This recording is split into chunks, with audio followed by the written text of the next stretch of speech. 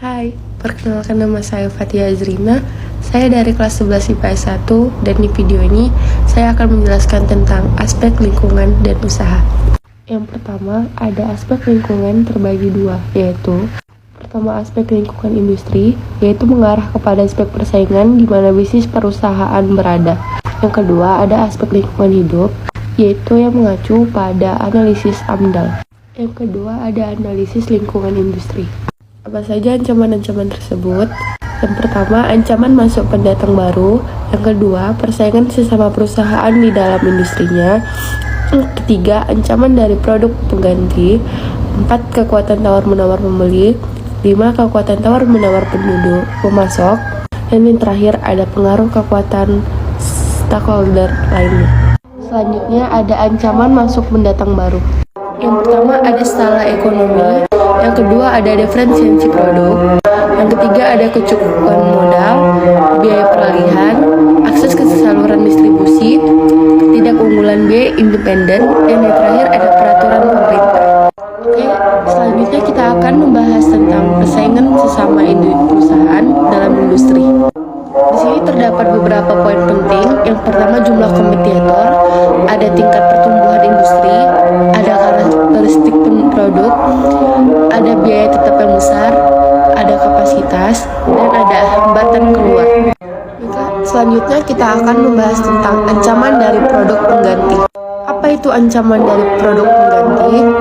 Ancaman dari produk pengganti adalah kuat bila mana konsumen dihadapkan pada sedikitnya switching costs, dan jika produk pengganti ini mempunyai harga yang lebih murah atau kualitasnya sama bahkan lebih tinggi daripada produk-produk suatu industri. Selanjutnya ada tentang kekuatan tawar-menawar pembeli.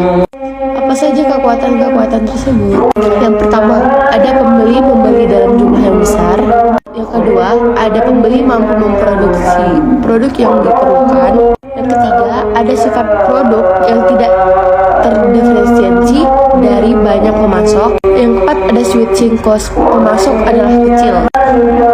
Selanjutnya, yaitu produk yang dibeli perusahaan mempunyai andil yang besar bagi biaya produksi pembeli, sehingga pembeli akan menawarkan inspiratif kepada karyawannya yang mampu menyediakan produk yang sama. Selanjutnya ada pembeli mempunyai tingkat probabilitas yang rendah, dan yang terakhir ada produk perusahaan tidak terlalu penting. PP nomor 51 tahun 1993 dimaksudkan sebagai penyempurnaan ketentuan pokok pengelolaan lingkungan hidup serta beberapa keputusan menteri yang menyertainya. Dan yang terakhir ada beberapa landasan utama. Yang pertama, memperhatikan kemampuan daya dukung lingkungan lokasi proyek dan alam sekitar.